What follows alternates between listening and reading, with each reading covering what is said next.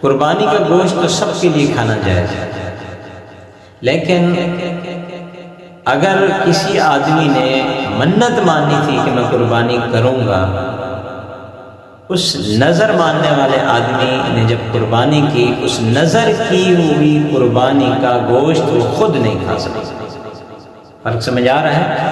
اگر نظر کی ہوئی قربانی نہیں ہے تو وہ گوشت خود بھی کھا سکتا ہے، دوسروں کو بھی دے سکتا ہے۔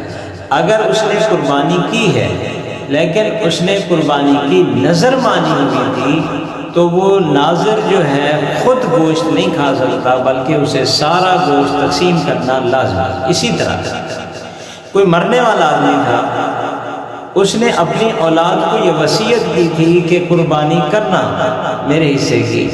اب جب وہ اس کی قربانی کیا کریں گے تو وہ سارا کا سارا گوشت کیا کرنا پڑے گا؟ صدقہ کرنا پڑے گا، سارا کا سارا گوشت، کیونکہ وہ ایک نظر کی صورت بن جائے گی۔